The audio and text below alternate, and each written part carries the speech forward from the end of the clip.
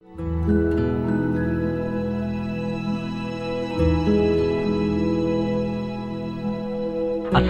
warahmatullahi wabarakatuh, Bu ya. Waalaikumsalam warahmatullahi wabarakatuh. Apa kabar, Bu ya? Alhamdulillah sehat.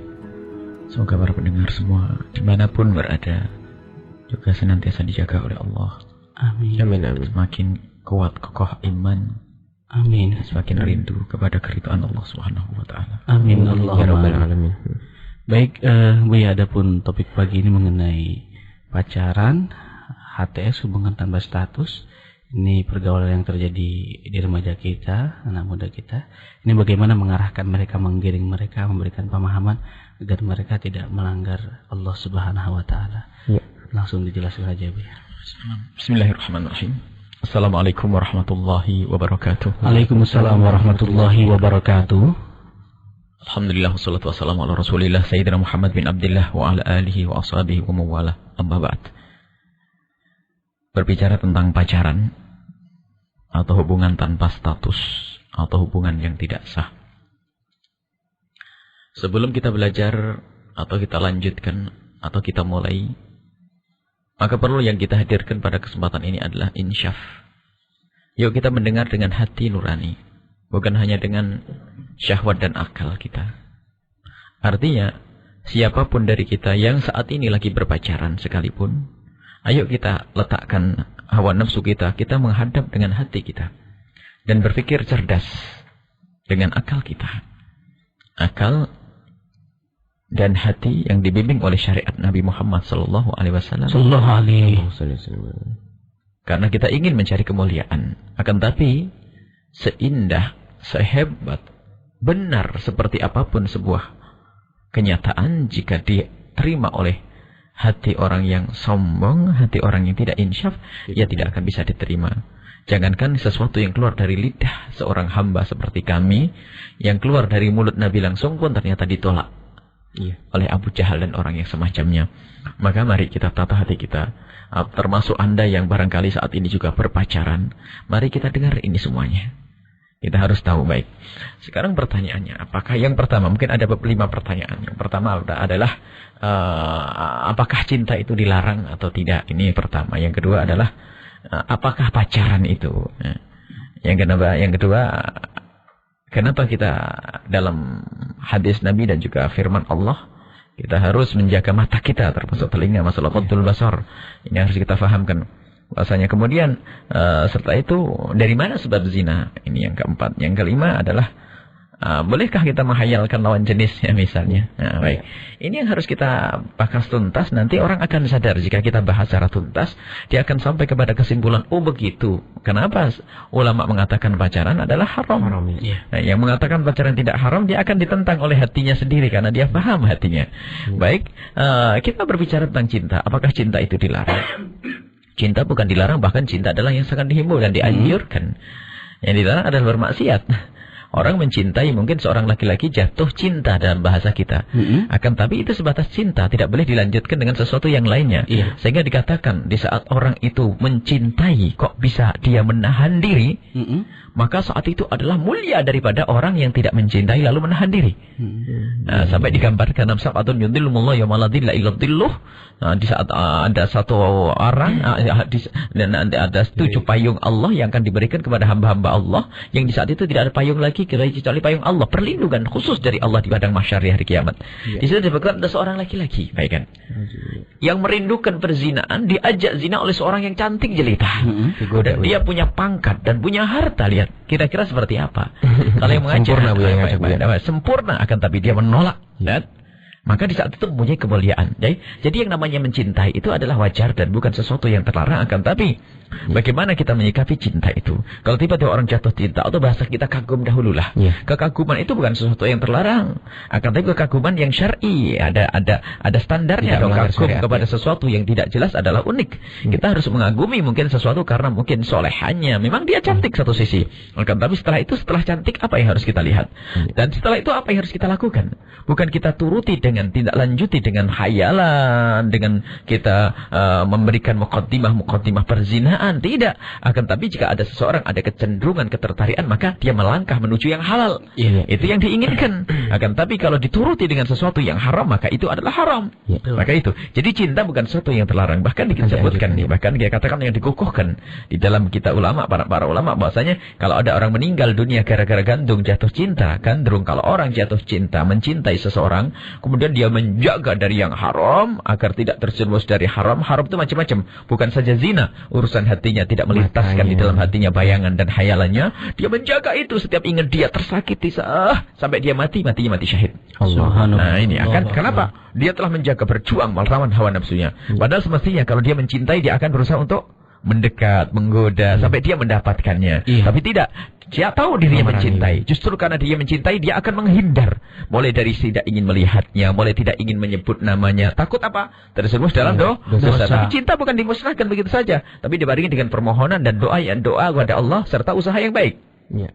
Dengan doa istikharah, kalau memang dia pantas untuk kujadikan ya Allah. Dan dia menjaga, dan dia selalu mendekat kepada Allah karena dia cintanya cinta murni, suci, yang bagus, yang benar. Akan tapi kalau sudah tidak lanjut dengan sesuatu yang haram, maka itu adalah cinta yang palsu, dan itu adalah kerusakan. Maka dari itu cinta adalah bukan sesuatu yang terlarang. Akan tapi lihat setelah cinta itu apa? Apakah cinta nanti ditunggangi oleh syahwat dan hawa nafsu? Dan ini yang banyak terjadi. Cinta sudah tidak murni lagi. Baik, itu yang pertama. Kemudian kita sudah jelas, cinta bukan sesuatu yang terlarang. Akan tapi bagaimana orang menyikapi cinta yang ada di dalam hatinya. Kemudian juga harus diketahui cinta itu sebabnya apa. Kalau orang mencintai karena dunia, bukan cinta itu. Karena cinta dunianya, bukan cinta. Lihat, kalau orang mencintai karena pangkat, bukan cinta sebetulnya. Karena dia menginginkan pangkat. Hati-hati, cinta itu adalah sesuatu. Cinta kalau kita sederhanakan bahasanya adalah, cinta itu bukan mengambil, cinta itu memberi. Kalau kita mencintai, tentu kita akan berkorban untuknya, bukan kita jadikan dia korban untuk kita. Itu makna yang sederhana. Jadi kalau ada seorang laki-laki, misalnya Anda jatuh cinta kepada seorang wanita, apa yang ada di dalam hati Anda? Anda ada kecenderungan, tiba-tiba Anda mencintai. Maka karena Anda mencintai seseorang, maka yang ada di dalam hati Anda adalah usaha, perjuangan bagaimana yang dicintai itu adalah nyaman, kesenangan, nyaman, dan seterusnya. Baik, ini cinta akan itu. Akan tapi lihat, kalau ada seseorang mencintai karena pangkatnya, sebenarnya dia tidak cinta, dia hanya ingin dapatkan pangkatnya saja. Kalau pangkatnya hilang, kira-kira cinta ada atau tidak? Itulah yang sering disangka, ada uang abang saya yang tidak ada uang abang ditendang. Itu kan cerita-cerita, dan itu bukan yang mustahil itu. Karena cinta tidak dibangun dengan ketulusan. Baik. Jadi cinta adalah ada, dan itu benar, asalkan cinta yang sesuai dengan syariat. Jadi cinta yang, maka kita harus tahu nanti itu babnya panjang. Siapa orang yang harus kita cintai? Lihat, jangan Anda menjatuhkan hati Anda pada cinta yang tidak benar. Maka ketahuilah, jangan sampai hati Anda dipanah oleh orang yang enggak benar, sehingga tiba-tiba tertarik dengan orang yang lainnya. Kena panah asmara, ya dia akan tergelepar, ya. Dia akan kebingungan. Bingung sana sini. Padahal tidak dengan cara yang salah. Kata cinta adalah sesuatu yang indah dan mulia, dan cinta akan membawa keindahan. Cinta adalah indah, cinta adalah untuk keindahan. Cinta indah menuju indah, diraih dengan cara yang indah. Di saat cinta itu keluar dari keindahan ini, maka itu bukan cinta. Misalnya apa? Ingin menjerumuskan calonnya itu di neraka, diajak berzina, itu bukan cinta lagi. Apapun pengakuannya, jika ada seorang laki-laki mengakui cinta kepada seseorang, tapi kok dia lebih mementingkan menjerumuskannya, itu sebetulnya dia ada cinta dia. Dia adalah syahwat. Baik, ini adalah syahwat. Baik, cinta. Kemudian pacaran itu apa? Kita harus tahu pacaran. Pacaran itu apakah sekedar orang saling mencintai? Coba, sekarang kita harus definisi lokal. Atau internasional. Sekarang apa yang dipahami manusia dengan pacaran? Zaman sekarang, lihat. Di negeri barat di sekarang ini, ada saling mencintai, pacaran. Bahasa kita adalah apa? Pacaran. Apakah bahasa ini diarabkan dengan istilah ta'aruf? Itu nggak penting masalah istilah. Biarpun istilah ta'aruf bahasa Arab, tapi istrinya ternyata adalah pacaran, ya haram. Jadi definisi pacaran saat ini adalah terpautnya dua hati, ya. Dan tidak hanya berpaut. Kalau berpautnya dua hati, siapa yang tahu? Nggak ada. Kenapa? Yang ditindaklanjuti dengan, ya kan? Penghambaan mata, telinga, kalimat kepada orang yang dicintai. Akhirnya apa? Matanya sudah mulai memandangnya, telinganya mendengar kalimatnya, lidahnya berucap untuknya, hatinya menghayalkannya. Lihat, itu cinta. Lihat, itu cinta. Itu pacaran, mohon maaf, itu pacaran. Ya. Tapi kalau orang mencintai karena Allah, lihat, mengingat saja akan dihilangkan, takut dia menghayalkan yang syahwat, yang haram. Tapi ini pacaran saat ini adalah berpautnya dua hati. Seseorang mencintai, Ternyata menindaklanjuti cinta itu adalah dengan mulutnya, matanya untuk memandangnya, menikmati untuk melihatnya, mulutnya untuk berucap indah merayunya, kemudian telinganya mendengar kalimat-kalimatnya, kemudian apa? Anggota tubuhnya tiba-tiba berkabar saat ingatnya, kemudian dan seterusnya itu. Ini sampai hatinya kemudian menghayalkannya, seandainya aku di sampingmu, seandainya aku bersama. Berandai itu maksudnya apa? Kan menghayalkan, menghadirkan dia dalam khayalannya. Baik, itu adalah pacaran saat ini. Adakah selain ini? Coba dipahami. Wahai anak muda, wahai saudaraku, wahai adik-adikku yang kucintai. Apakah Anda punya definisi pacaran selain ini? Kalau Anda definisikan pacaran adalah saya saling mencintai, selesai. Tidak ada masalah asalkan tidak ditindaklanjuti dengan itu. Karena memang kita pada dasarnya harus saling mencintai. Lihat. Tapi kalau sudah ditindaklanjuti dengan SMS, bangun malam alasannya untuk tahajud dan sholat, itu adalah iblis yang ngajari, bukan ilham malaikat itu, karena sudah mengarah kepada sesuatu yang tidak baik. Baik, ini yang harus kita pahami. Ternyata pacaran adalah perpautnya hati yang ditindaklanjuti dengan mata, telinga, hidung dan seterusnya. Baik, adakah definisi pacaran selain ini? Wahai para ustadz yang mengatakan pacaran kok nggak boleh. Ada ustadz di saat mendengar kita mengatakan pacaran itu ekstrim, pacaran saja tidak boleh. Kan kita harus saling mencintai. Nah, ini kan ustadz kurang ajar, ini ustadz mengajari yang nggak tidak meletakkan pada tempat. Ternyata ustadznya juga pacaran, musibah lagi. Tidak pantas jadi ustadz saat seperti itu. Karena apa? Ini adalah muqaddimah zina yang harus kita pahami. Baik, setelah itu lihat kita tahu bahwa definisi pacaran adalah mencintainya seseorang yang ditindaklanjuti dengan matanya, dengan anggota tubuhnya itu, mulai dari matanya, telinganya, menikmati, lihat. Kemudian hatinya pun ternyata dibawa untuk menghayalkannya, mengingatkan. Jujur, adakah anak pacaran saat ini tidak mengingatnya? Jujur, nggak ada. Bahkan selalu mengatakan, aku mau makan, ingat kamu. Aku mau tidur, ingat kamu. Aku mau mandi, ingat kamu. Itu tidak malu-malu diungkapkan dalam lagu-lagu yang katanya begitu. Ini, subhanallah. Nah, kalau sudah pacaran semacam itu, adakah orang mengingkari kalau kalau dikatakan pacaran itu haram? Baik, kemudian kita akan bahas lagi. Kenapa Allah melarang membuka mata? Kullil mu'minina yaghuddu min absarihim. Jaga matamu agar kau tidak jelatan melihat aurat, melihat aib, melihat aurat. Karena apa? Bukan masalah urusan mata, bukan. Mata dari mata turun ke hati, dari hati itu nanti akan berkembang menjadi hayalan-halayan, sehingga masuk bab zina di situ. Jadi bukan semata-mata karena mata. Nggak punya mata pun kalau pikirannya kemana-mana ya nggak boleh. Betul. Jadilah pacaran itu mengajari untuk ini. Bahkan kalau sudah pacaran itu apa? Oh, luar biasa istilahnya cinta itu. Ya syukul julud, ya syukul kulub qabla julud. Masuk ke hati nggak lewat kulit. Tiba-tiba di hati lebih bahaya lagi ini. Makanya jujur nih wahai adik-adikku yang aku cintai. Coba, ini maknanya apa? Kalau orang harus menjaga mata, dikhawatirkan hatinya rusak. Sekarang lihat. Dia merusak dengan berpacaran. Maksudnya kalau orang melihat, awas jangan kau lihat auratnya orang. Karena khawatir di saat matamu terpejam akan terlihat di hatimu. Sekarang pacaran sudah tidak melihat, berusaha untuk dihadirkan di hatinya. Ingat dia, lihat. Bayangkan Muhammad yang diingat apa saja jujur kira-kira. Kalau seandainya kita jujur urusan pacaran, apa yang diingat hanya ilmunya saja? Oh tidak. Dia ingat bibirnya, diingat inginya, sampai mungkin rambutnya, seandainya. Bahkan berhayal kalau seandainya nanti jadi istriku, aku akan melakukan begini. Akankah setelah itu? Padahal ghaddul basar, menutup mata, membuka mata. Ini bukan hati. Kalau pacaran sudah main hati. Mata saja dilarang. Pendengaran, lihat, pendengaran harus kita jaga. Kita ada pendengaran. Jadi lihat, kenapa kita harus menjaga mata? Karena mata harus jaga, karena zina itu awalnya adalah an-nadrah. Daripada pandangan. Nabi Muhammad mengatakan nadrah itu, pandangan itu membahayakan. Jadi dari pandangan nanti akan dirasakan, oh cantiknya, oh gantengnya, oh mulai dari itu adalah cinta. Nah, dari cinta yang digabung dengan itu, pandangannya, akhirnya tahu orangnya begini, akhirnya terus terbayang-bayang, terngiang-ngiang. Nah itu awal cinta. Jadi kotoran kita. Jadi mengarah kepada zina. Mungkin tidak sebelum melakukan zina, bagaimana di saat bangkit syahwat sendiri. Dan ini menuju zina. Makanya dilarang oleh Allah Subhanahu wa taala, taqrabus zina. Baik. Sekarang adakah orang berpacaran kemudian tidak mengingat dengan hatinya? Waduh. Atau tidak menghayalkan, tidak bayangkannya? Ayo, wahai anak-anak muda, adik-adikku yang aku cintai. Lihat. Bunyi titit SMS saja sudah bikin gemeteran. Titit, Masya Allah, lihat. Nah, ini adalah sesuatu. Kemudian kalimat-kalimatnya. Belum lagi kalau sudah di dalam itu di saat bicaranya normal saja. Di saat berpacaran yang katanya benar. Kami tidak macam-macam kok, lihat. Akan tapi bohong, wahai anak yang solehah, yang bajunya bagus, kerudungnya panjang, bajunya menutup aurat. Akan tapi pacaran, lihat. Kelihatannya engkau khusyuk, akan tapi diam-diam hatimu selalu menghadirkannya. Lihat, sadar atau tidak? Padahal kalau ketemu kelihatannya tidak melihat dengan matanya. Allah. Tapi SMS-nya ayo. Apakah di SMS tidak ingat dia? Ada SMS ingat kucing?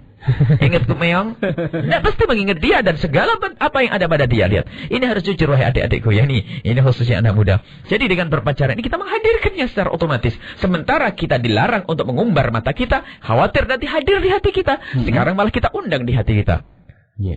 Mohon maaf, jika ada seorang bangkit syahwatnya, begitu mudahnya untuk menghentikan syahwat. Jika syahwat itu datang begitu saja, dia cukup mengambil air wudhu, selesai. Atau keluar, pindah dari tempat ini, insya Allah syahwat itu sudah hilang. Tapi ketahuilah syahwat yang diundang, gimana bisa mengusirnya? Susah. Sehingga bisa melakukan, mohon maaf, dia memuaskan syahwatnya dengan sendirian di kamar, di tempat atau namanya yang sering kita dengar onani, masturbasi dan sebagainya. Dan di saat seperti itu apa yang dilakukan? Mohon maaf, seandainya seorang terjerumus dalam pacaran, kemudian dia melakukan masturbasi atau onani. Dan onani ada buah daripada syahwat. Kira-kira yang dihayalkan siapa?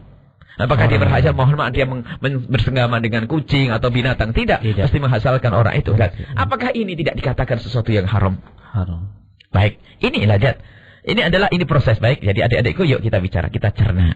Kemudian, sebab zina sudah tahu bahasa yang tadi kita sebut. Sebabnya adalah dari nadhar, pandangan. Atau dari pendengaran. Ya. Mendengar, lihat kalimatnya. Mula-mula belum tertarik. Akan tapi dengar omongannya yang merdu, indah, syahdu. Akhirnya tertarik dan tertarik. Kemudian itu kita masuk bab penghayalan tadi, lihat. Nah, lihat kalau sudah jelas semacam ini. Siapa yang berani mengatakan bahasanya pacaran boleh? Allah tidak melarang zina secara langsung. Akan tapi wala taqrabuz zina. Jangan untuk mendekati perzinahan. Kemudian kita masuk bab lain. Khalwah, berduaan, lihat. Berduaan adalah haram. Dikhawatirkan masuk bab zina, biarpun untuk mengajar Al-Quran. Karena di dalam berduaan itu akan mudah mereka untuk saling melihat auratnya. Allah. Berduaan, lihat. Dan sekarang kalau sudah pacaran, adalah pacaran rame-rame.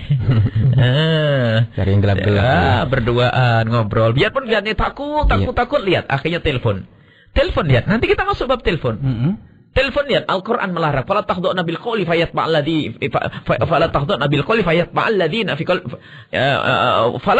bil qawli. Wahai para wanita, jangan engkau lembutkan kalimatmu. Fayatma'al ladzi fi qalbihi maradun. Sehingga orang yang hatinya enggak benar akan menjadi tergoda. Baik. Ini apa?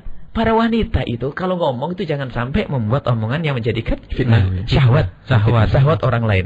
Sekarang kira-kira kalau ada seorang anak gadis telepon dengan pacarnya, kira-kira omongannya dilembut-lembutkan atau digede-gede nih? Lembut-lembut kan, ada manjanya dan sebagainya. Loh, kalau sudah begitu, akankah kita berani setelah itu mengatakan halal, boleh pacaran? Baik, makanya ini yang bisa kami hadirkan pada kesempatan ini. Dan setelahnya Allah yang akan menjaga Anda semuanya. Tapi kebenaran harus disampaikan. Dan wahai anak-anak, adik-adikku yang saat ini terjerumus atau dalam masalah pacaran, Anda jangan diganggu perjalanan Anda menuju karir Anda dengan itu semuanya. Mohon maaf, sisi lain, pacaran itu boros waktu, boros uang. Boros waktu, lihat. Anda mau belajar, bunyi SMS titit, SMS lagi. Anda SMS kepada orang yang belum tentu jadi suami Anda. Belum tentu dia nginget Anda. Nah, wahai adik-adik putriku, jangan mau dibodohi. Bisa saja seorang laki-laki yang SMS kepada Anda itu sebenarnya SMS forward 5 orang dia SMS bareng, kalimatnya sama. Aku kangen kamu, 5 orang. Jangan dibodohi ya, Anda. Tapi kalau orang punya iman, takut kepada Allah, lihat. Di saat mengatakan kepada Anda cinta, itu adalah insya Allah karena Allah Subhanahu wa Ta'ala. Lihat, ini. Kemudian boros uang, lihat. Mulai dari nggak enak pakai baju itu saja, ngapel masa bajunya tetap ini nggak enak, maksain. Kemudian ngeluar uang, macam-macam, lihat. Jadi tidak ada perlunya untuk itu semuanya. Wahai adik-adikku, mari kita kembali kepada Allah. Dan lebih dari itu, lihat, belajarlah dari apa yang Anda saksikan di kiri kanan Anda. Terjadinya perzinaan di anak-anak sekolah. Apakah zina itu langsung serta-merta? Jujur. Tidak. Apakah, kamu mau tidak zina dengan aku? Nggak ada. dengan mungkin dengan lirik-lirikan, senyum-senyuman, kemudian obrolan, kemudian janjian. Setelah itu mungkin pertemuan pertama adalah belum terjadi perzinahan. Mungkin berangkat dari naudzubillah hanya berpegang tangan. Setelah itu mungkin hanya dengan ciuman. Setelah itu apa yang terjadi? Lihat, disaksikan oleh iblis juga. Iblis tertawa tepuk tangan, sudah terjumus dalam zina, dan yang menjerumuskan para setan yang mendapatkan mahkota di kalangan para setan. Jadi setan itu berlomba untuk menjadikan dalam zina. Baik adik-adikku yang cintai, itu adalah masalah pacaran. Jadi semakin jelas rasanya, pacaran sesuai dengan yang kita fahami adalah haram. Ada beristilah ta'aruf. Kami kan hanya ta'arufan untuk saling tahu. Untuk saling tahu tidak harus kita bertanya. Tidak harus Anda sendiri yang harus tahu. Anda kalau ingin tahu tentang keadaan seorang laki-laki, justru jangan Anda bertanya sendiri. Anda wahai adik putraku yang sangat aku cintai, jika Anda ingin tahu hakikatnya seorang wanita, jangan Anda bertanya. Kalau bertanya tidak bakal ngaku. Neng, kamu kalau tidur ngorok enggak? Enggak bakal. Kamu kutun enggak bakal ngaku. Yo, Masya Allah. Kamu dengan ibumu baik enggak? Enggak akan ngomong enggak baik. Semua baik. Baik kayak bidadari sudah. Padahal Masya Allah, ini saja ya yang bisa kami hadirkan di dalam masalah pacaran. Semoga Allah menjaga kita semua dan pencetnya. Jadi kerjalah karir Anda. Kalau Anda ingin bekerja belum waktunya menikah, konsen dalam bekerja dan ibadah. Kerja dan ibadah. Jika Anda masih menuntut ilmu, konsen dalam menuntut ilmu. Tapi kalau sudah pada waktunya, pikirkan. Jadi pikirkan sesuatu kalau sudah waktunya. Sekarang ada orang yang hanya orang bodoh saja yang memikirkan sesuatu belum waktunya. Sekarang belum punya toko. Iya. Sekarang berhayal nanti saya akan ketemu pelanggan. Ini nanti insya Allah saya duduk nih. Cara duduknya belajar. Nanti saya sambut nih. Belum punya apa-apa tuh. Hayalannya macam-macam. Jadi menghayal saja. Jadi belum. Ini masih jauh. Masih jauh sekali. Jauh sekali hayal-hayal. Jadi sekarang yuk. Nah ini kita. Jadi jangan. Kalau Anda belum waktunya menikah sekarang, jangan dibahas. Karena itu akan merusak hati Anda. Na'udzubillah. Sehingga mohon maaf. Kita harus tahu. Kita sadar bahwasanya sekarang banyak perzinaan. Di mana-mana Anda barangkali yang tidak berurusan dengan masyarakat seperti kami, mungkin Anda tidak banyak mendengar. Akan tapi lihat pengaduan-pengaduan yang datang ke telinga kami. Banyak perzinaan. Lihat, jujur setelah kita tanya pacaran atau tidak, tidak ada yang mengatakan tidak pacaran. Lihat, itu yang mengaku, itu yang bercerita. Yang tidak bercerita lebih banyak lagi. Na'udzubillah. Baik, mari kita jaga hati kita, jaga anak-anak kita, dan hindari pacaran. Nikah yes, pacaran no. Nikah yes, pacaran no.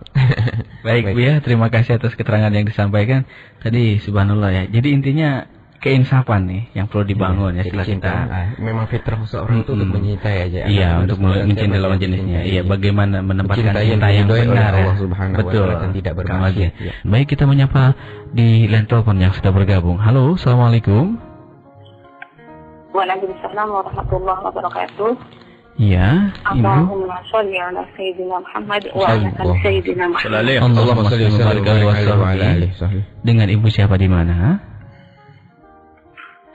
Dengan ibu yang ada di Cirebon. Dengan Ibu yang ada di Cirebon. Baik, silahkan langsung bertanya kepada guru kita Bu Yahya. Assalamualaikum ya. Waalaikumsalam warahmatullahi wabarakatuh. Berdalih agar tidak zina, maka nikahan dini itu dilakukannya. Iya. Tapi masing-masing pasangan itu belum siap atau belum punya bekal untuk mengarungi pernikahan tersebut. Iya. Halo? Iya. Lanjut Ibu. Iya. Maka sering terjadi di dalam pernikahan itu atau kericuhan atau keributan. Karena masing-masing pasangan juga mungkin belum punya bekal atau belum mengerti. Belum siap, akhirnya punya cinta lain gitu.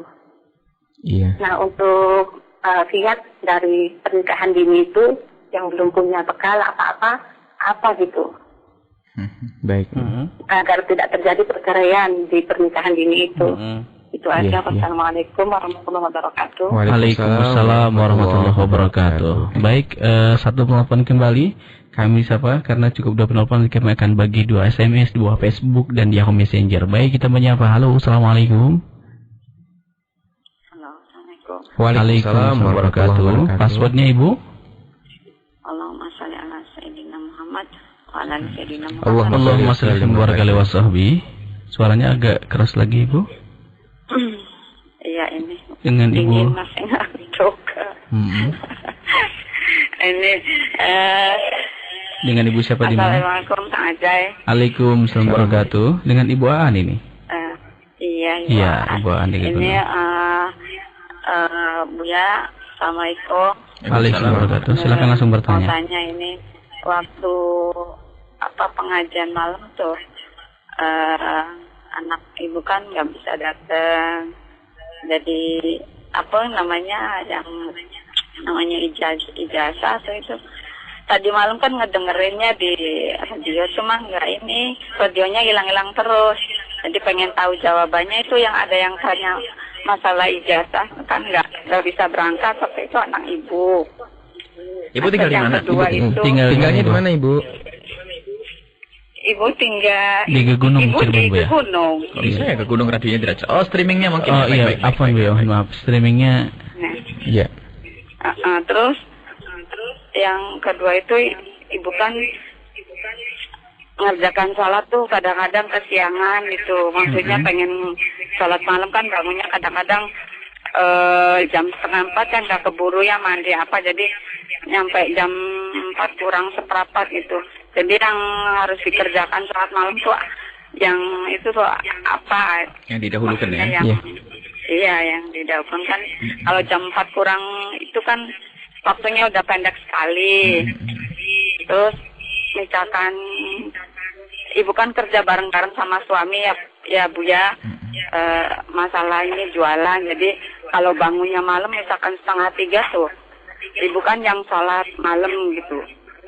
Bapak yang di dapur mengalah gitu.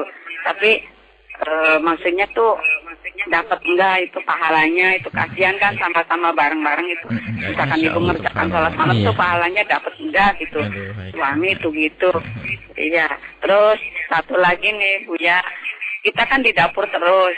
Jadi misalkan ada Buya tausiah terus kita ngedengerin terus belakangnya kan pasti ada doa-doa gitu. Kadang-kadang nggak sempat misalkan amin kan nggak bisa amin kita tangannya kan harus diangkat ya. Terus baca Al-Fatihah itu harus ngusap muka gitu. Ya, terus ibu kan nggak bisa ngerjakan kayak gitu, soalnya lagi masuk terus. Jadi gimana hukumnya itu? Udah gitu aja. Ya, assalamualaikum warahmatullahi wabarakatuh. Waalaikumsalam warahmatullahi wabarakatuh. Baik, cukup doa penelpon saat ini. Dan nanti kita akan bagi dengan SMS, Facebook, kemudian juga Yahoo Messenger. Pertanyaan yang pertama dari Ibu di Cirebon, masalah pernikahan dini. Baik, bismillahirrahmanirrahim. Pernikahan dini dibutuhkan di saat terjadinya banyak fitnah di sebuah masyarakat. Tersebarnya perzinaan atau hal-hal yang mengarah perzinaan. Atau di saat terjadinya fitnah pada anak kita itu sendiri. Misalnya, di saat mereka ada gandrung atau kecenderungan kepada lawan jenis yang mendesak. Nah kalau anak kita nggak mikir apa-apa lalu kita nikahkan ya nggak benar dong. Iya. Ini paham, harus dipahami makna itu. Jadi kalau kita sudah melihat anak kita butuh kepada pasangan lawan jenis, ketahuilah maka nikah dini adalah satu solusi yang sangat luar biasa. Iya. Baik. Banyak terjadinya mungkin, kalau Bapak Ibu menyebutkan banyak, sebetulnya perlu contoh. Mau nikah dini saja tidak banyak digalakkan di Indonesia, apalagi kita sebanyak ya. Jadi kalau memang ada pernikahan dini yang hancur dan tidak benar, itu bukan nikah dini yang salah. Jadi itu biasanya nikah dini yang terjadi karena sebab pacaran. Mungkin naudzubillah duluan dan sebagainya. Iya. Bukan nikah dini dari sesuatu yang direncanakan. Iya. Nikah dini misalnya, dinikahkan dini bapaknya marah-marah. Nikah dini, ya kan? Setelah anaknya terjerumus ya. Iya. Misalnya sudah pacaran dan sebagainya. Gara-gara itu maka dinikahkan. Akhirnya tidak milih pasangannya lah. Karena tidak milih bagaimana bisa baik dan benar. Iya. Menikah dengan orang yang memacarinya misalnya. Karena nikah dini ini anjuran dari Buya dan sebagainya. Begitu misalnya. Iya. Jadi nikah dini yang direncanakan itu akan menghadirkan suatu kemuliaan. Indah. Direncanakan yang bagus. Jadi bukan nikah dini asal nikah dini. Kemudian direncanakan maksudnya pasangannya siapa. Kan begitu? Iya. Jadi anak kita mungkin umurnya masih 13-14 tahun atau 15 tahun misalnya. Iya. Maka di saat itu harus kita pacu hatinya. Kalau ingin sudah waktu menikah misalnya, anak sudah mulai gandrung dengan senang dengan laki-laki atau mohon maaf ya, biarpun tidak sampai pacaran, tapi sudah sering baget syahwatnya. Dia mungkin dengan pengakuannya tak apa, dia pingin senang dengan laki-laki dan sebagainya. Tapi ketahuilah, itu hanya sebatas senang tidak sampai derajat zina kan. Iya. Tapi kalau dibiarkan bisa berbahaya, saja masuk bab zina. Iya. Akan tapi diberi pengarahan. Ditanya dengan kejujuran apakah sudah ingin menikah. Nah, mungkin dia malu. Kalau nikah saya carikan orang yang soleh, orang baik. Baru dipahamkan makna kriteria seorang suami. Dikenalkan. Lalu kita seorang bapak yang mencarikan suami yang soleh, yang benar. Baru nanti ketemu. Bukan asal teman sekolah SMP, baru SMP nikah ya kapucuni. Nah, jadi mungkin anak kita masih SMP dinikahkan dengan orang yang sudah dewasa pemikirannya dan dia bisa menghargai anak kita, menghormati anak kita. Jadi dipilih. Dan ini yang terjadi di kalangan orang-orang soleh. Lihat, anak-anaknya orang soleh menikah umur 13 tahun, tapi lakinya adalah seorang soleh alim. Lihat, muncul dari ini anak yang soleh-solehah. Iya, iya. Nah, jadi bukan maksudnya nikah dini itu asal nikah ya. Salah. Yang menjadikan bermasalah asal nikahnya, bukan nikah dininya. Sebab nikah dini anjuran dari Nabi Sallallahu Alaihi Wasallam. Biarpun pemerintah melarang, memang perintahnya bukan ini masalah urusan lain kita. Nikah dini. Coba karena gini Bu, kalau tidak kita beri solusi nikah dini, mau kita biarkan zina, pilihannya apa kira-kira bagi anak-anak itu ya? Jujur saja loh. Kalau memang dia sudah butuh kepada itu, kemudian tidak kita beri solusi yang benar, kira-kira akan kemana anak itu? Na'udzubillah. Dan ini yang terjadi anak SMP. Ada seorang anak SMP datang, bapaknya datang ke sini, tiba-tiba hamil. Anak SMP kelas 1, bayangkan. Ada anak SMA kelas 1. Ada Masya Allah ya.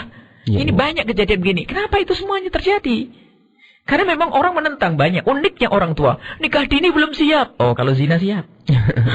Nikah dini belum siap kita nih. Berzina itu lebih menghinakan di dunia dan di akhirat. Bagaimana dikatakan belum siap? Dia berani berzina itu sudah siap artinya. Resiko kehamilan, resiko macam-macam dan sebagainya. Itu siap. Maka orang tua yuk kita cerdas. Ini ketahuilah wahai para orang tua. Orang tua yang memperlambat pernikahan putrinya atau putranya yang sehingga menjadikan sebab dia berzina, dia masuk neraka terlebih dahulu dan dia tidak akan ditolong oleh Allah. Nabi Muhammad sudah mendoakan, Allah masyquk man syaqqa ala ummati. Ya Allah, susahkan ibu-ibu kayak begitu yang merepotkan anaknya. Sudah anaknya butuh nikah malah ditunda. Selesai kuliah dulu nak, selesai cari kerjaan dulu. Sementara kebutuhannya itu mendesak sehingga anak itu mohon maaf zaman rusak, bukan kayak zaman dulu. Mau ketemu orang itu jauh, misalnya dari Kadipaten jalan jauh. Sekarang lihat mulai dari telepon, dari terus komunikasi, lihat naik angkot gampang bisa melakukan zina. Zinanya seorang anak, ibunya masuk neraka terlebih dahulu. Hati-hati wahai para ibu, tolong jaga putra-putri Anda. Dan kemudian ini juga pendidikan buat semuanya. Kalau Anda sudah melihat putri Anda atau putra Anda sudah mulai senang kepada lawan jenis, maka Anda ajak komunikasi yang baik. Artinya apa? Kalau Anda tahan, jangan, dia akan protes. Akan tapi jika Anda arahkan, maka dia akan mengikuti. Ini adalah modelnya manusia. Manusia itu biasanya ada mangkang kalau ditahan. Akan tapi bisa diarahkan, dia akan ke bawah. Maksudnya begini, bagaimana diarahkan? Jika Anda, wahai para ibu, melihat putri Anda sudah, mohon maaf ya, mungkin sisirannya kelama-lama, kalau dandan ini mulai itu, maka Anda mulai dandan, mulai senang, pokoknya tampak bahasanya dia mulai senang lawan jenis. Maka Anda ajak komunikasi. Komunikasinya apa? Komunikasinya Anda ajak bicara tentang kriteria calon pasangannya. Dia akan menolak, mungkin mama masih kecil. Anda jangan mengatakan, Anda jangan percaya dia kalau masih kecil. Dia memang ngomong masih kecil, tapi ternyata pikirannya sudah pikirannya orang dewasa sekarang. Dedek enggak ngerti, dedek masih kecil. Cuman ama Umi tuh pengen nanti kalau dedek mau nikah harus dapat laki-laki begini. Apa dengar enggak apa-apa. Yang mau enggak yang soleh, yang bisa menghormatimu, menghargaimu, enggak ganggu dan enggak mau macari kamu. Kalau ada laki-laki macari kamu pasti dia adalah orang busuk. Nah, gitu kan ditanamkan makna ini. Jadi anak itu langsung paham. Jadi ke depan, siapa yang boleh melamarnya? Hanya orang yang masuk kriteria. Setiap kali kalau disebutkan, sehingga di benak otaknya itu ada. Laki-laki yang harus bersamaku, nanti siapa? Tidak akan tergoda di tengah jalan ada laki-laki aku padamu, aku cinta padamu. Kurang ajar, benar. Dia akan ngomong gitu. Karena ini kesalahan orang tua, komunikasi tidak pernah. Karena sibuk cari duit di sana. Mungkin ustadznya sibuk dakwah di sana. Tidak pernah buka komunikasi kepada anaknya. Akhirnya sang anak yang sudah mulai akil balik, senang dengan pasangan, komunikasi dengan temannya. Akhirnya temannya ngomong, dia titip salam padamu. Mulai.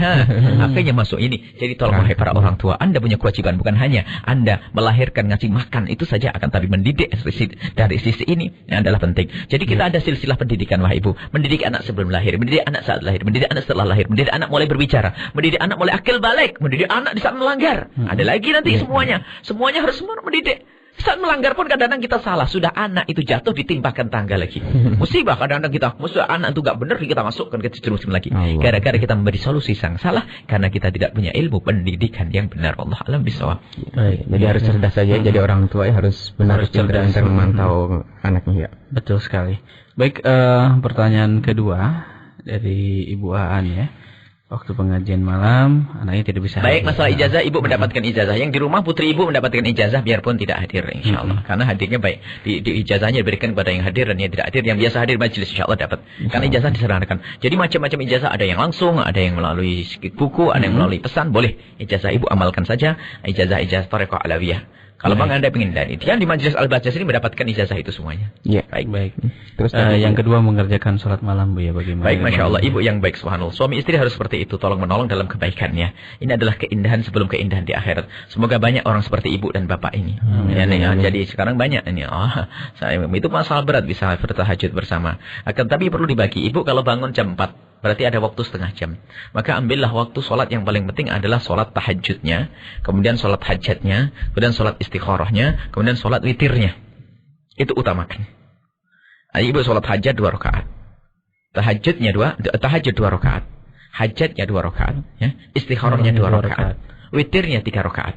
2 sama 1. Ini. Kalau Anda masih cukup dengan waktu. Kalau ternyata mepet, Anda ngambil 5 rakaat saja misalnya. Mepet ya. 2 rakaat ada dengan niat tahajud, hajat, istikharah. Kemudian 3-nya adalah witir. Bisa. Nah, adapun ibu bapak, jangan sampai bapak tidak mendapatkan kemuliaan. Bapak mendapatkan kemuliaan yang di rumah. Cuman tolonglah. Diberi kesempatan bapak untuk ngambil 5 rakaat saja. Kalau memang yang paling penting di urusan dapur adalah suami Anda. Jadi bapak sholat dulu sebentar. 15 menit juga ada. 5 menit cukup misalnya 2 sama 3. Setelah itu bapaknya potong-potong masak dan ibu lalu sholat ibadah. Tidak apa-apa, tapi bapaknya tolong ajari sholawatan, zikir kepada Allah sambil dia motong-motong. Dia mendapatkan kemuliaan. Apalagi, mohon maaf siapapun yang bekerja di tengah malam. Itu sebenarnya Anda untung. Bekerja di pasar. Kami temukan di Sumber ada orang bekerja berangkat mulai dari jam 2 malam, jam 3 malam. Itu sebenarnya tinggal niatnya saja yang diangkat. Niat bangun malam. Sebelum berangkat lakukan sholat di rumah hanya 5 rakaat tadi. 2 rakaat untuk hajat, tahajud, istikharah. 3 rakaat adalah witir. Setelah itu Anda sambil jaga sayur, sambil zikir kepada Allah. Dan itu yang mendapatkan kabar gembira yang diseru oleh Allah. Mana yang minta maaf akan aku ampuni. Mana yang minta rizki akan aku kasih. Jangan bengong, ngomong gak karu-karuan, mumpung tengah malam. Jadi tidak harus Anda melakukan sholat. Anda berzikir dalam itu bisa Anda mendapatkan keutamaan bangun malam. Baik, cuman sebaik-baik ibadah memang sholat waktu itu ya. Allah a'lam bishawab. Yang ketiganya Bu ya, ketika mendengarkan pengajian kemudian baik, boleh, tidak apa-apa. Jadi sebisa mungkin. Memang sebaiknya segala sesuatu itu adab. Tata keramanya berdoa menghadap ke kiblat dengan mengangkat tangan, ya kan? Kemudian setelah itu ditutup dengan mengusap ke muka. Itu kalau memang mungkin. Jika Anda tidak mungkin, Anda menghadap kemanapun boleh. Dan membaca Fatihah setelah itu tidak mengusap muka pun boleh, karena itu semuanya sunnah. Hanya masalah adab dan tata krama saja. Jika Anda mungkin ya duduk, akan tapi Anda sambil bekerja bagaimana? Mungkin Anda sambil nyuapin anak dan sebagainya. Lakukan itu semuanya sambil dengar, luar biasa. Sambil mendengar doa, dan itu insya Allah juga mendapatkannya. Wallahu a'lam bishawab.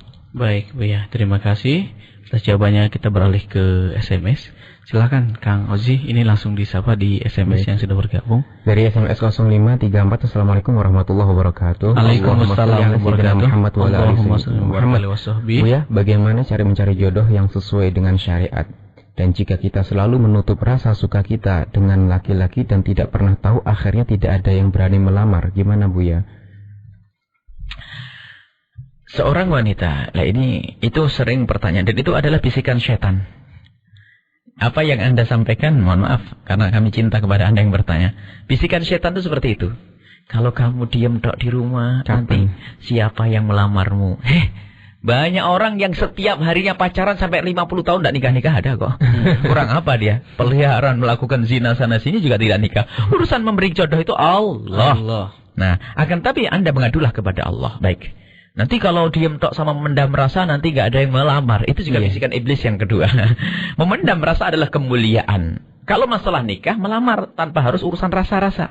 Jadi Anda kalau Anda pengen mendapatkan pasangan yang baik dan mulia, Anda lihat hakikatnya seseorang. Bukan Anda cintai seseorang. Sebab kalau sudah mencintai, Anda tidak bisa nyeleksi. Sebab hitam jadi putih, gula Jawa rasa coklat. Itu musibah, Anda nggak memilih lagi. Jadi kalau Anda pengen menikah dengan seseorang, misalnya Anda seorang laki-laki atau wanita, kita tak tahu. Kalau Anda seorang laki-laki, lihat wanita itu adalah jangan cinta dulu dong. Kalau Anda cinta dulu nggak milih. Istikharah pun terlihat dia tok. Istikharah dia tok. Doanya doa masa pada Allah mestinya. Ya Allah, kalau memang dia baik untukku maka jadikan istriku. Kalau tidak jauhkan. Nggak bisa ngomong itu. Ya Allah, kalau memang dia baik untukku jadikan istriku. Kalau tidak baik jadikan baik ya Allah. Jadi padahal istikharah itu serah. Kalau tidak baik jauhkan ya Allah dariku. Nah, ini jadi di saat Anda belum jatuh cinta, maka saat itu Anda pikir dia. Atau bukan mikir, maksudnya Anda tanya keadaan dia. Dan Anda normal, Anda ketemu dia nyantai. Gak ada nyentuh, hanya sekitar lihat. Atau bertanya, Anda normal. Tapi kalau sudah Anda mendahulukan cinta, lihat. Anda akan tutup mata. Bahkan mungkin tidak mau lagi tahu tentang keadaannya. Jadi cerita ke orang tua pun akhirnya berbohong dan berdusta. Baik, caranya mengambil pasangan yang benar adalah kalau memang Anda termasuk wanita yang mulia yang tidak mau berurusan dengan pacaran dan sebagainya, lalu Anda bertanya, lalu siapa yang melamar Anda? Ini kesalahan di dalam orang mencari pasangan. Ketahuilah, wanita tidak harus dilamar. Iya. Akan tapi wanita bisa melamar. Akan tapi itulah Sayyidah Khadijatul Kubra, Sayyidah Khadijatul Kubra dan juga Sayyidah Hafsah adalah mendapatkan Rasulullah adalah karena kecerdasan orang tuanya. Sayyidah Khadijah ini wanita cerdas, paling cerdas zaman itu, dunia dan akhirat. Dia ngerti ada seorang soleh, seorang baik namanya Muhammad. Waktu itu Nabi belum diangkat jadi Nabi. Akhlaknya yang mulia, jujur dan sebagainya. Lihat, orang Mekah semuanya tertinggal dengan kecerdasan Khadijah. Saya tidak boleh macam-macam dengan Nabi Muhammad ini. Waktu itu belum jadi Nabi. Ini orang hebat. Ini orang dari segi fisik ganteng, dari segi kesolehan, soleh, jujur dan sebagainya. Sebelum diambil orang, aku kirim keluargaku, Khadijah. Sayyidah Khadijah mengirim keluarganya untuk melamar Rasulullah. Untuk bertanya Rasulullah. Subhanallah, Allah menggerakkan hati semuanya keluarga Nabi. Akhirnya menjadi Nabi lah menikah dengan Sayyidah Khadijah Al-Kubra. Jadi, tapi dengan cara yang mulia, bukan pamer. Hei, kamu mau nikah dengan aku? Itu orang berman. Akhirnya apa? Anda kirim orang soleh. Anda tanya orang soleh untuk menyambungkan. Tapi Anda harus berpacaran. Setelah Anda tahu itu orang soleh, jangan setelah senang baru dicari. Anda melihat itu orang soleh di kampung Anda. Anda tahu orang soleh di sebuah majlis. Anda tahu dia orang baik. Baru setelah itu Anda melangkah menuju ke sana. Dengan cara yang mulia, bukan berpacaran. Ketahuilah di kalangan orang soleh, kalau Anda mau dipacari, Anda rendah saat itu. Misalnya Anda ada kelompok laki-laki soleh. Laki-laki baik. Dia punya prinsip bahasanya apa? Saya tidak akan berpacaran. Tak taunya Anda mengucapkan aku padamu dan aku cinta padamu. Apa katanya? Ini perempuan murah dan rendahan. Dan kalau memang Anda mengucapkan cinta kok langsung disambut, berarti satu martabat dengan Anda. Sama-sama rendah. Akan tapi Anda kalau memang merasa bahasanya Anda punya hati rasa cinta, Anda muliakan diri Anda. Carilah pasangan dengan mulia. Anda cari dengan kemuliaannya, dengan cara mulia itu tadi. Jadi Anda dapat melamar melalui orang tua Anda atau Anda melalui kiai terhormat, sampaikan. Kalau tidak diterima, alhamdulillah aku belum mencintainya. Kan enak. Daripada sudah mencintainya, taunya orang tuanya enggak setuju. Dia nangis bangkang ke orang tua. Alhamdulillah, kok ditolak sebelum aku cinta. Pindah satu lain lagi gampang. Lihat, begitu merusaknya namanya pacaran. Pacaran itu menjadikan orang durhaka ke guru, durhaka ke orang tua. Durhaka ke guru menjadikan ilmu enggak manfaat, durhaka ke orang tua menjadikan hidup tidak berberkah. Lihat, enggak ada baiknya pacaran sudahlah. Kalau sudah pacaran, lihat mama aku kalau enggak dengan dia enggak mau. Mending nggak usah nikah, ini kurang ajar ini. Ya aja nggak nikah karena sudah. Baik. Baik, Buya, terima kasih atas jawabannya dan berikutnya di SMS kembali. Baik. Ini penting sekali di 7834. Assalamualaikum warahmatullahi wabarakatuh. Waalaikumsalam warahmatullahi wabarakatuh. Allahumma sholli ala Sayyidina Muhammad. Allahumma sholli wa sallim wa barik alaihi washabi. Buya, saya mau bertanya, apa peranan atau kewajiban orang tua dalam menjaga anak-anaknya supaya tidak pacaran, dan juga sudah terlanjur anaknya berpacaran itu bagaimana cara menyikapinya itu, Bu ya? Kalau perannya nomor satu gak ada lagi. Siapa lagi yang menjaga keuangan bapak ibunya? Iya. Makanya anak itu memang nikmat, tapi harus kita ketahui anak adalah amanat. Jadi kalau ada orang tidak punya anak, dia tidak akan masuk neraka gara-gara anak. Wahai para orang tua. Iya. Kalau ada orang nggak punya anak, dia tidak akan masuk neraka gara-gara anak. Tapi kalau punya anak, hati-hati, bisa neraka gara-gara anak kita. Maka dari itu, wahai para orang tua, jaga anak kita. Mungkin yang bertanya adalah, baru dengar ceramah hari ini, sehingga selama ini anakku tidak pernah aku didik yang benar. Atau mungkin bahkan saat ini ada orang tua itu yang jerumuskan anaknya. Nak, kamu sudah 17 tahun kok belum punya pacar. Pacarmu siapa sih? Itu loh nih. Orang tua gini, orang tua yang tidak punya akal itu sebetulnya. Anaknya sudah jadi perempuan, murahan. Bahkan kalau ada laki-laki baik katanya menurut, anakku ada di Bandung, lihat nomor teleponnya, nanti main ke sana ya, kunjungi ya.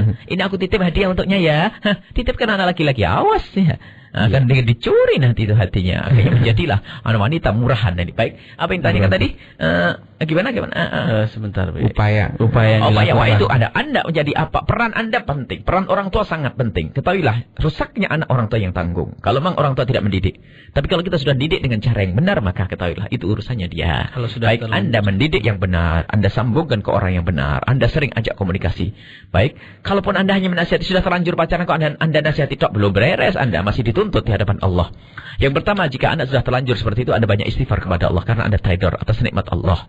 Kemudian yang kedua, ambil anak itu dengan komunikasi yang baik. Sebab mohon maaf, namanya panah asmara. Kalau sudah nancep, ditarik itu, salah nyari, nancep lagi. Jadi kalau ada anak itu sudah terlanjur gandrung, kalau kita caci maki pasangannya, dia akan membela perang sama kita. Akan tapi lihat, kalau sudah ada anak terlanjur jatuh cinta, senang kepada pacarnya, yang sebetulnya tidak pantas untuk menjadi pasangannya, maka tarik dengan halus. Kita ajari komunikasi yang baik. Kita tanamkan makna kriteria yang baik. Tanpa harus disinggung pasangannya, pacarnya. Sebab apa? Kalau sudah orang cinta itu membela mau mati-matian. Bapak ibunya pun dilawan. Sehingga kita berikan pemahaman, wawasan tentang pernikahan, wawasan tentang keindahan, wawasan tentang cinta, wawasan. Nah ini, lihat dia akan berpikir, suamiku nggak, calonku itu, pacarku nggak pantas jadi. Dan juga kita tanamkan rasa takut kepada Allah agar tidak masuk bab zina. Dan mungkin ia akan menjadi paham bahasanya yang mengarah kepada perzinahan adalah dosa. Tiba-tiba kalau dipegang tangannya oleh sang pacar laki-laki itu, dia secara otomatis bisa langsung benci kepada orang tersebut. Karena apa? Laki-laki itu, laki-laki yang aku cintai ternyata murahan, rendah. Ternyata megang-megang tanganku. Nah, baik. Jadi dia punya pemahaman. Jadi kewajiban Anda harus Anda dekatkan dengan mulia, lembaga pendidikan, pesantren dan sebagainya. Anda bawakan ke orang-orang soleh agar dia punya pemahaman makna ini, agar dia terjauh daripada kehinaan di zina. Baik. Baik Bu ya, terima kasih atas jawaban yang disampaikan. Dan nanti kita akan lanjutkan kembali pertanyaan di Yahoo Messenger dan Facebook. Banyak yang sudah bertanya, namun kami harus break terlebih dahulu. Sahabatku, tetap bersama Radio Inspirasi. Spirit hati, jangan pindahkan channel Anda. Assalamualaikum warahmatullahi wabarakatuh Bu ya. Assalamualaikum warahmatullahi wabarakatuh. Bu ya, saya mau bertanya masalah kholwat. Bagaimana hukumnya? Ojek, kholwat. Bagaimana hukumnya ojek yang tidak semahram? Bagaimana hukumnya ojek yang tidak semahram? Begitu juga seumpama supir angkotnya laki-laki sendiri, sedangkan penumpangnya seorang perempuan saja. Kemudian bagaimana juga kalau di satu masjid atau musola yang imamnya laki-laki, sedangkan makmumnya hanya satu perempuan, yang mereka berdua bukan mahram dan tidak ada yang lain lagi, sedangkan mereka melakukannya tidak sengaja karena jamaah yang lain tidak kunjung datang sampai selesai wirid.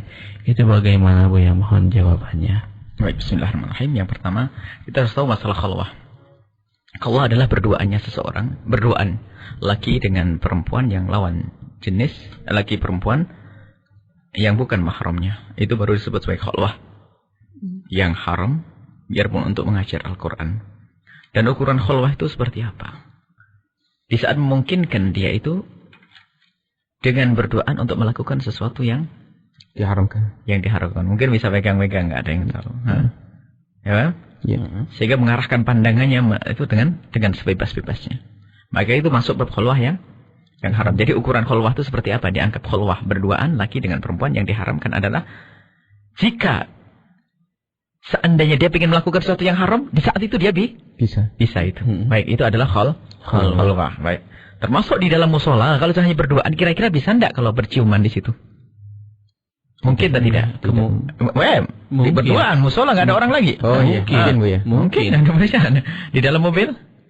Mungkin sekali. Jadi intinya begitu. Jadi sesuatu yang mengarah kepada pengharam. Karena diharamkan khalwah berduaan karena mengarah kepada berzinaan atau muqaddimah zina. Itu kaidahnya sebetulnya, sederhananya. Adapun masalah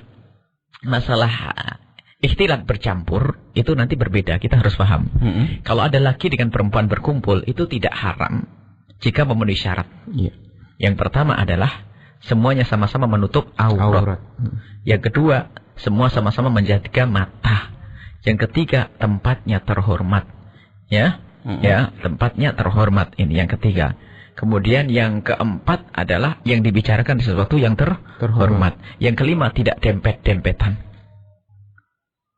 Maka jika ini terwujud maka tidak haram. Misalnya di tempat musola itu ada musyawarah laki-laki dengan perempuan, tidak ada masalah. Nah, sekarang mohon maaf, orang ojek tidak mungkin melakukan zina di atas motor kan?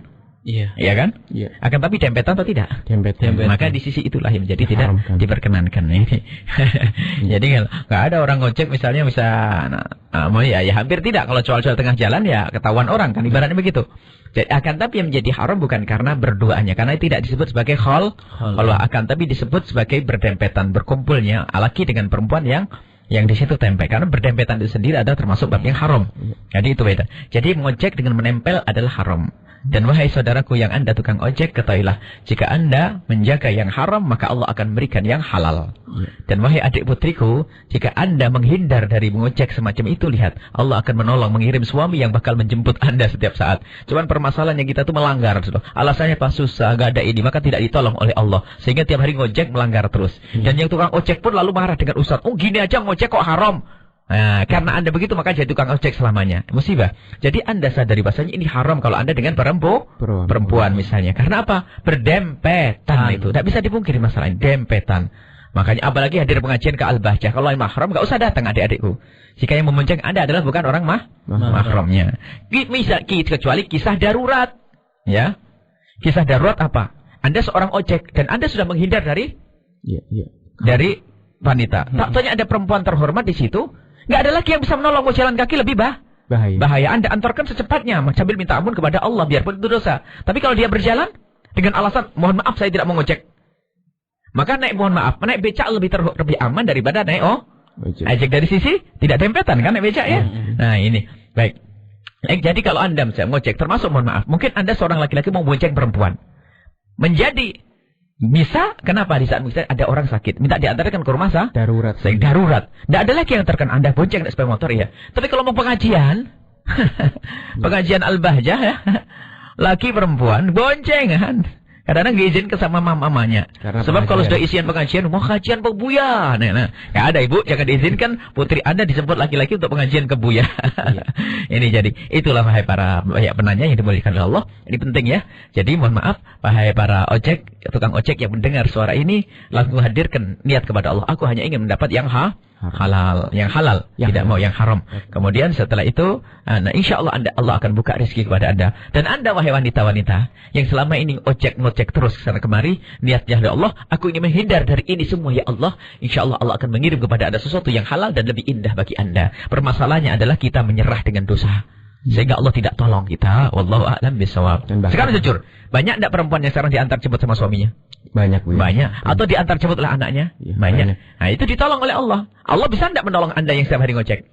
Insya Allah bisa. Pasti bisa. Nah, makanya jadi kembalikan kepada Allah. Cari untuk kembali itu yang pertama adalah meyakini kalau ini adalah tidak benar, kalau hanya dempet-dempetan semacam itu. Terus sekarang fenomena sekarang yang terjadi banyak terjadi pelecehan yang terjadi, mohon maaf, di atas angkot. Nah itu kan semuanya sudah mengatur. Di Jakarta kan pernah dilarang. Banyak terjadi. Maka sama kasusnya karena berduaan. Itu sudah pokoknya sudah syariat Nabi Muhammad sudah dijamin. Maka hukumnya kalau Anda berduaan, gimana saya naik angkot tiba-tiba terakhir habis gitu. Ini makanya mungkin saat itu Anda harus minta ampun kepada Allah agar dijaga oleh Allah. Tapi bercita-citalah nanti. Makanya kalau bepergian wanita kalau bisa ditemani laki-laki. Lihat angkotnya ramai atau tidak. Kalau ramai Anda masuk angkot bareng-bareng dan sebagainya. Kalau sudah berduaan, mohon maaf Anda minta diturunkan tempat yang ramai biar tidak berduaan dengan sopirnya. Nah, ini saja. Ketahuilah, takutlah kepada Allah. Allah akan memberkati. Allah akan menjadikan hidup kita indah dan berkah. Allah alam bisawab. Baik, Pia. Terima kasih atas jawabannya. Dan satu di Facebook kembali, nanti kita beralih ke dua Yahoo Messenger yang sudah menanti dijawab ini.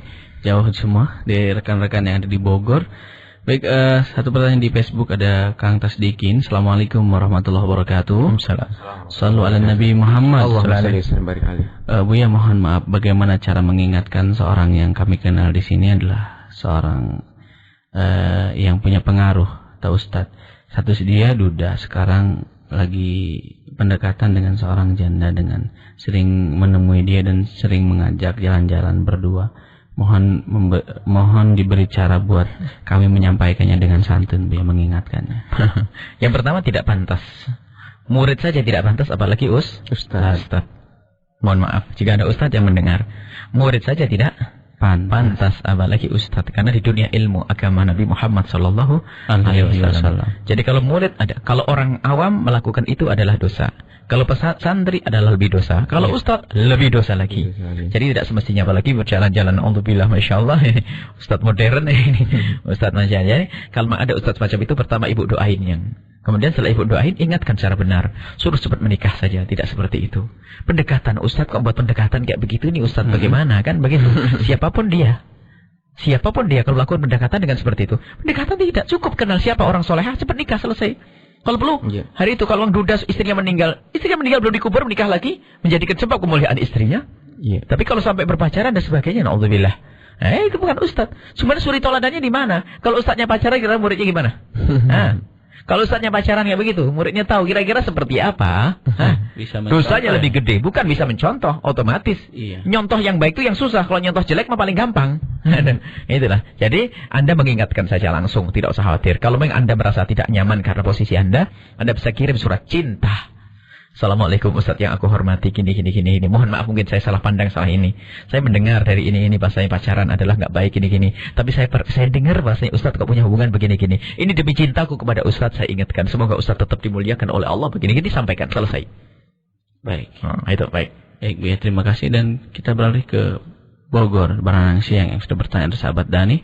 Assalamualaikum warahmatullahi wabarakatuh Bu ya. Assalamualaikum warahmatullahi wabarakatuh. Bu ya, kami punya kakak laki-laki yang sudah ingin menikah, tapi ibu saya bersikukuh melarangnya dengan alasan masih kuliah dan calon istri juga masih kuliah. Katanya, bagaimana Bu ya kami menyikapi hal ini? Baik, pertama ibu Anda harus sering mendengar pengajian, apalagi pengajian kayak begini ini. Ibu Anda belum sadar bahasanya begitu bahayanya larangan itu. Karena permasalahannya ibu Anda belum punya wawasan tentang agama barangkali. Maka Anda yang saat ini sering berurusan dengan agama, Anda komunikasi yang baik. Bawa ibu Anda ke majelis. Barangkali kalau di Bogor ada kita majelis di Indra Prasta. Mungkin ibu Anda bisa, atau di Masjid Raya Bogor. Kita punya sebulan sekali setiap Sabtu, setiap Rabu minggu kedua. Itu ada di Masjid Raya, atau setiap malam Sabtu keempat malam Ahad. Kita ada di sana. Itu Anda bisa, nanti ibu diajak, kemudian saat itu singgung pertanyakan kepada kami, atau dia tidak duduk bareng dengan kami, nanti akan kami singgung bagaimana ibu yang benar supaya tidak melarang. Itu adalah suatu kesalahan besar. Ketahuilah, zina yang dilakukan anak ibunya nanggung itu. Urusan kuliah lihat, berarti dia hanya senang pangkat di dunia, tidak senang pangkat di akhirat. Urusan kuliah, dan memang benar banyak, ini kasus itu banyak. Pertama, karir, kau harus punya kerjaan dulu nak. Yang kedua, kau harus selesai kuliah. Benar, seorang anak pada syahwatnya sudah memuncak, syahwatnya sering muncul, dia harus menunggu selesai kuliah, sementara sudah pacaran, lihat, akhirnya dia ngikuti omongan ibu, saya harus patuh kepada ibu saya, menyelesaikan kuliah. Sementara saya harus patuh dengan hawa nafsu saya, akhirnya zina. Kebetulan dia selesai sarjana ekonomi, bahkan mungkin sarjana agama, plus zina. Na'udzubillah. Orang tuanya masuk neraka terlebih dahulu. Berarti ibu Anda ini adalah dalam bahaya yang amat luar biasa. Seorang anak menginginkan pernikahan, ternyata ibu Anda melarang. Berarti ibu Anda saat ini bermaksiat besar. Maka tanda cinta Anda kepada ibu, berikan pemahaman yang halus sampai ibu Anda bisa luluh hatinya, sehingga memperkenankan pernikahan dengan semudah-mudahnya. Dengan itu Allah akan memudahkan urusannya. Baik Bu ya, terima kasih atas jawabannya. Berikutnya di Bogor kembali ada Ahmad Faiz Ahmad. Assalamualaikum warahmatullahi wabarakatuh Bu ya. Waalaikumsalam warahmatullahi wabarakatuh. Allahumma sholli ala Sayyidina Muhammad. Allahumma barik alaihi wasallam. Bu ya, bagaimana menyikapi ketika kita sudah terlanjur menikahkan anak kita atau saudara kita dengan orang yang salah, dalam artian dia seorang yang tidak mau belajar ilmu agama, bahkan tidak menaruh perhatian sama sekali. Sementara di lingkungan keluarga kita sudah terbiasa kegiatan selalu mengaji. Kalau kita mengajaknya, dia selalu menghindar dan keluar rumah. Mohon bimbingannya Bu ya. Itu kesalahan. Makanya itulah penting yang memilih itu kan di situ. Orang menikah kan punya sekedar menikahkan. Memilih itu penting. Jadi kalau memang terlanjur menikahkan salah, Anda harus istighfar karena Anda yang menikahkannya. Berarti Anda punya andil dosa dalam hal ini. Misalnya mungkin dia menjadi, bahkan ada seorang menikah itu gara-gara menikah rusak. Mulai dari kerudung jadi tidak karena suaminya tidak senang kerudung. Macam-macam ada. Kehidupan itu begitulah macam-macam. Akan tapi apapun bentuknya, jika Anda sudah terlanjur seperti itu menikahkan putri Anda dengan seorang laki-laki yang dia tidak kenal majelis dan sebagainya, maka ketahuilah karena dia adalah juga umat Nabi Muhammad, ketahuilah tugas kita membina bukan membinasakan. Maka kita harus perhatikan dia. Mungkin kita buat pendekatan, sering diajak ngobrol, atau mungkin kita bawa kepada acara tapi secara tidak langsung kita jadikan dia panitia. Kalau dia berduit jadikan donatur ini. Maka nanti boleh jadi donatur, minta bantuan ini atau apa, atau minta pendapat, ide atau apa. Dia akan rasa ada keterikatan dengan sebuah majelis, maka pada waktunya nanti dia akan ke bawah. Tapi mengingatnya dengan cara yang indah lembut, bukan mengatakan kamu ini ikut masuk keluargaku tidak mau ngaji, mau apa. Ya itu adalah bukan mendidik, itu merendahkan dan menghinakannya, dan itu tidak menyentuh hati. Baik Bu ya, terima kasih. Baik, satu penelpon kami sahabat Anda yang mau bergabung, silahkan kami buka kesempatan di 0231252249. Baik, kita sapa. Halo, assalamualaikum. Waalaikumsalam. Iya, passwordnya. Allahumma sholli ala sayyidina